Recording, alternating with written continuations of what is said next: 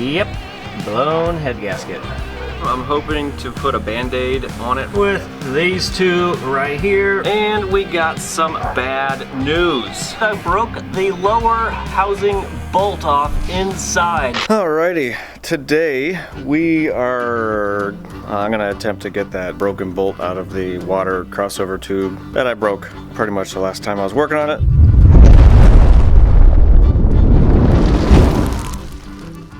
Today we're going to attempt to remove that broken bolt in the water crossover tube. I haven't touched the truck since I pulled it in. I managed to get some antifreeze in there, and then I put the little water outlet cover back on with the single bolt just so antifreeze, if it happened to come out, you know, it wouldn't go everywhere. And then I parked it right there. So I'm gonna do a cold start for you. Today's temperature, it's not that cold, it's like 50. Oh, we got a little bit of snow on the ground too. All right, so today's temperature is, well, 49, so it's pretty warm. So I'm gonna do a cold start for you and then back it out because I don't have much room up here in the garage in the front, so I'm gonna back it out so I can get at it and have a little bit more light. Yeah, we'll do a cold start real quick, even though it's not that cold out, and we will see what comes out of the exhaust. All right, here we go. The lighting is not very good there. Let me try a different spot. How about that? Does that look okay? All right, here we go.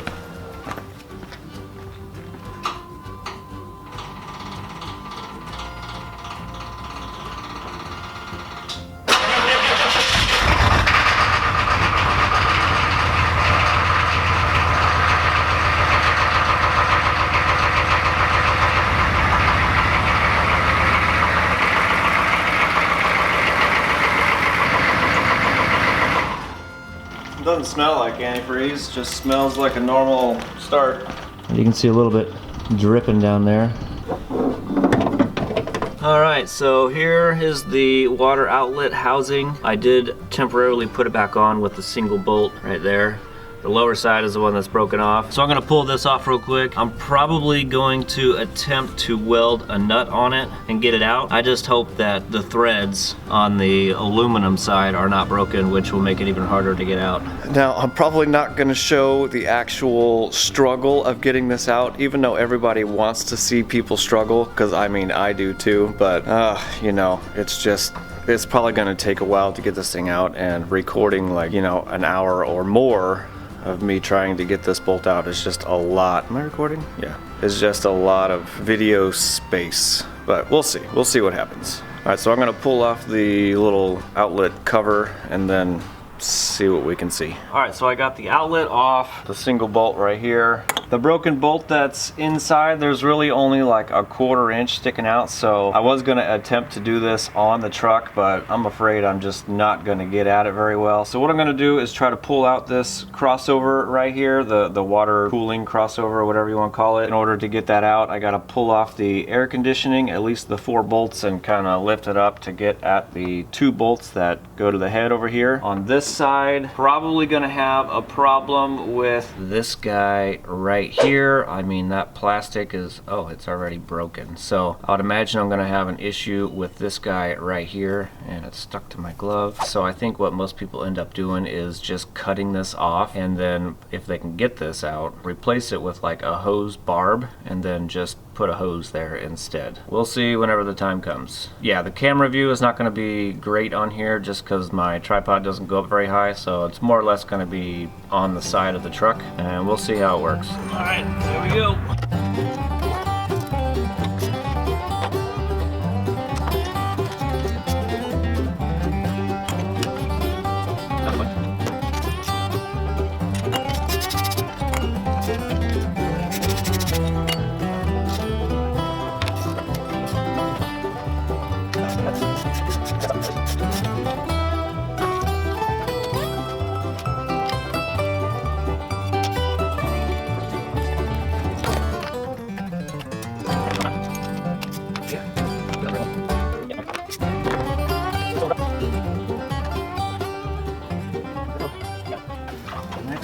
Underneath here, and I know I can get one for sure, but one of them, yeah, you can't see it. There is a fuel line that goes from one side to the other, and the fuel line is in the way. And in order for me to get that out of the way, I don't want to bend it, and the clamp that holds it on is part of the valve cover, so I guess I'll just take that out.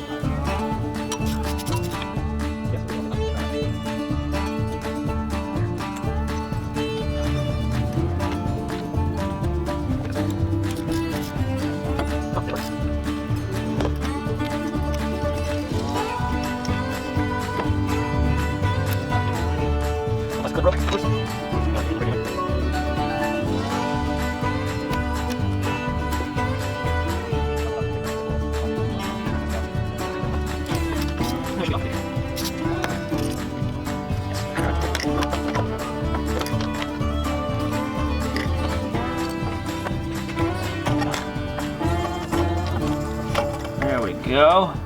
All right, well, of course I forgot to hit the record button. I found a nut that will kind of partially screw onto there. I couldn't find anything bigger because it sticks out, you know, maybe like a 1/4 of an inch or something like that. Looking from the back side in the little hole back here, it does kind of look like the threads are removed. Yeah, I think this is going to be kind of a pain, but anyway, I'm going to weld up this right here and try to work it back and forth. We'll see what actually happens. Again, I don't have very good luck removing things from aluminum, but we're going to give it a try. I am definitely not a welder by any means, so it's going to definitely look really professional and great.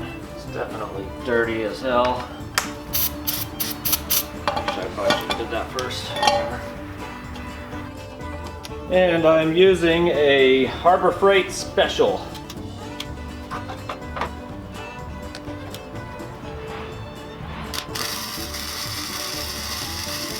And I'll let that cool down and we'll give it a try. Alright, so there is my weld job. I'm using a Harbor Freight Special and I'm using flux core wire. I'm going to hose it down with some PB blaster. We'll let it soak a little bit and then we'll give it a try. Yeah, we're gonna bring it downstairs.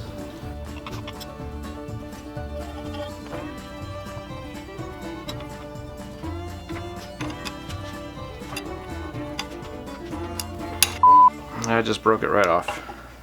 That sucks. Alright, well, I guess the only thing I have left is to try to drill it out. If I ruin the threads even more, I might just go with either a bigger bolt or roughly the same size bolt with a nut on the back. For now. We'll see what happens. Alrighty, I ground the bolt down flat real quick so the drill bit wouldn't try to walk on me, and I also center punched it.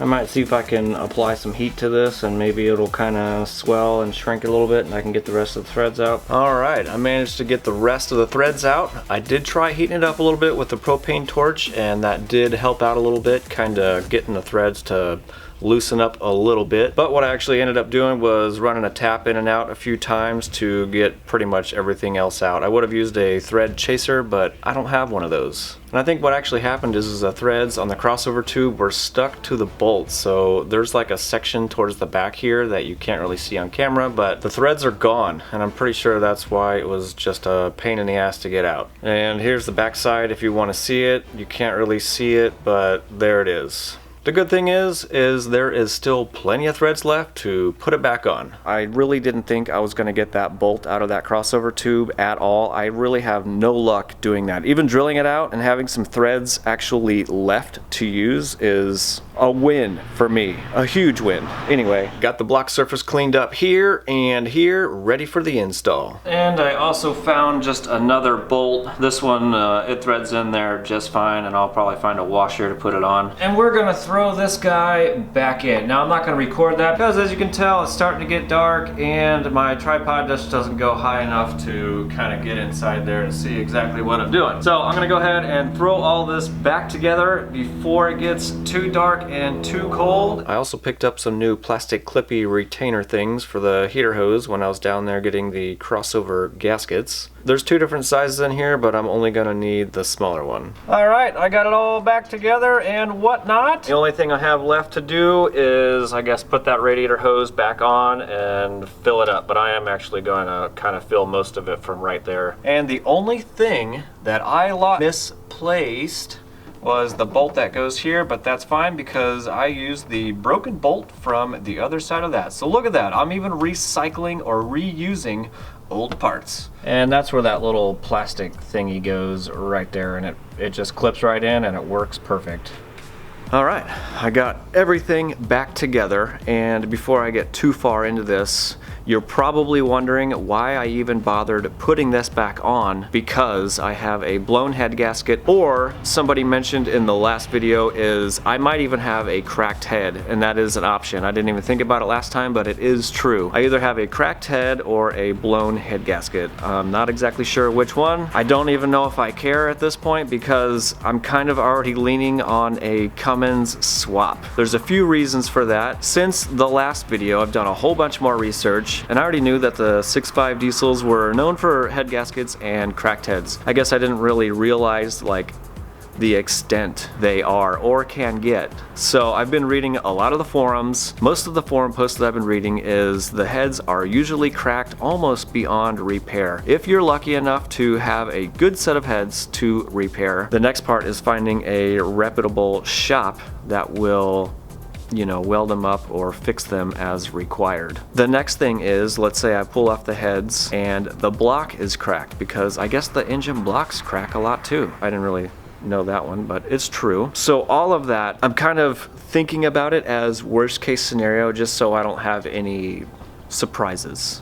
So let's say worst case scenario, I mean, I would have to replace the engine, and I don't want to get a used 6.5 because I'll probably end up doing the same thing. I would rather get a new one, and there's a few different new ones out there that I guess are updated and all that kind of stuff, but I think they're like 5 or 7 grand. Oh, and I've got 250,000 miles on here. I feel pretty lucky that this just now happened. So who is this?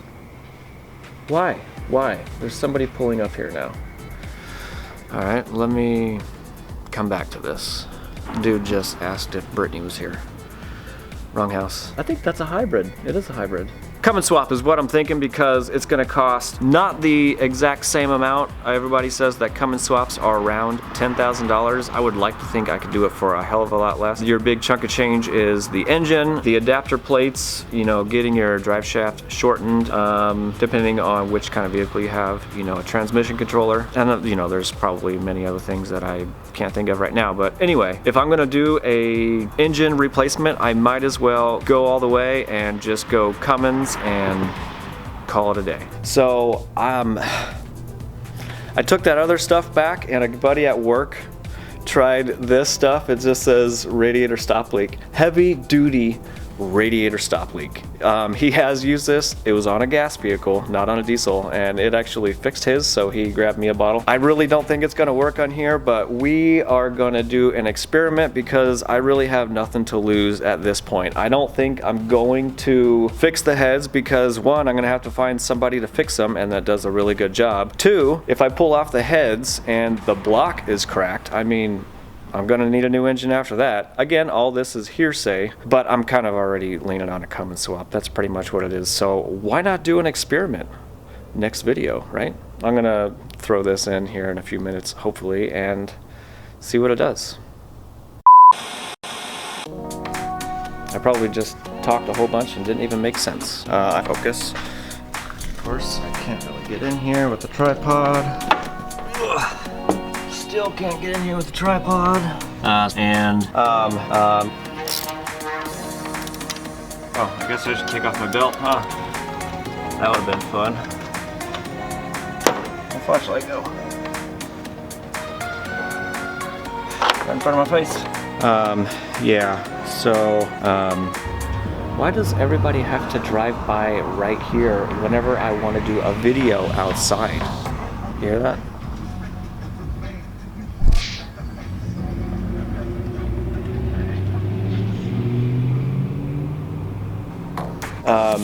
He asked for Brittany.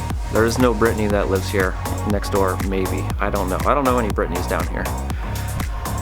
Okay, what was I saying? I don't even remember.